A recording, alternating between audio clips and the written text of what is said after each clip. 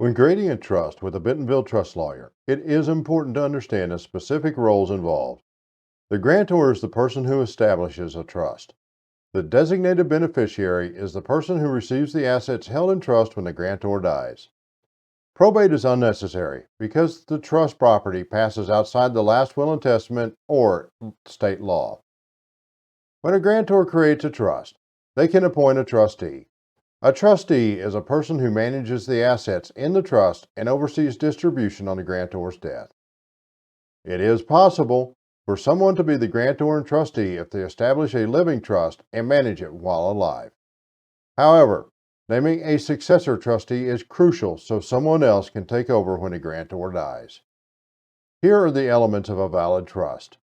Setting up a valid and legally enforceable trust requires following state laws and meeting various conditions, such as the grantor has the mental capacity to establish a trust and understand the effects of their actions. There must be a named trustee.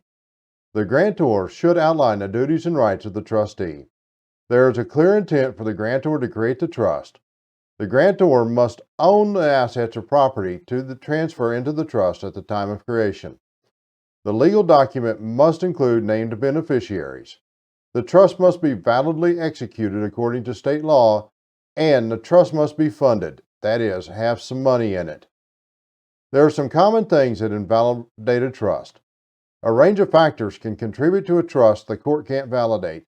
The most common reasons include missing signatures on the legal document, engaging in fraud to convince the grantor to include specific terms in the trust, failure to follow legal formalities while executing the trust, someone established a trust by forging signatures, a person with interest in the trust assets coerced or threatened the grantor into creating the trust.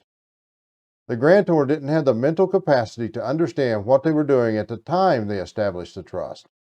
You must pursue legal action if you believe the trust is invalid. Simply disagreeing with your loved one's decision to leave someone with assets you believe you should have received isn't good enough reason for a court to invalidate a trust. You must file a petition with the probate court and explain why you think the trust is not valid. You must also present evidence to support your claims, such as physical documentation or witnesses. If the court decides the trust is not valid, beneficiaries won't receive the assets according to the deceased instructions. If no valid trust exists, the property will pass according to the rules of intestacy.